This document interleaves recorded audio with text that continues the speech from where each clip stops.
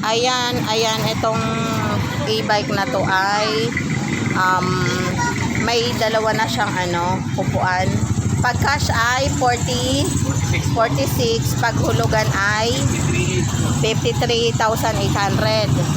Ayan siya May dalawang sa likod. Ayan, yung isang yan. 4 wheels to, ma'am. Ilang wheels to? Tatlo. 3 wheels siya. Ayan ay 4 wheels. Apo, 4 wheels. Magkano ang niyan?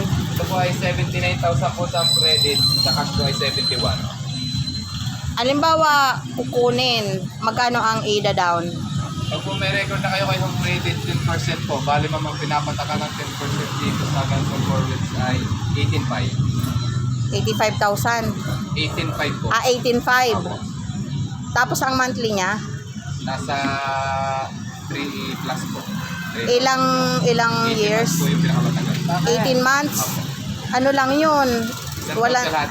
Isang taon at kalahati lang. Aba, maganda Tingnan mo to, ito yung niya, 4 wheels. naman po yan, no?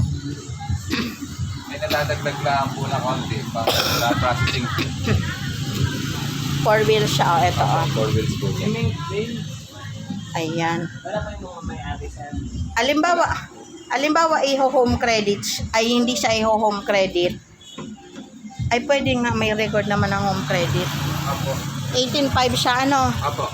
Ayan ang Yun po yung pinabasa. Tapos 3 mga estimated mo 3 Mga 3,500 po. 3,500 monthly, 18 months. Sa 3,600 po. 3,600. Okay. O sige ha. Babalik kami. Sige po.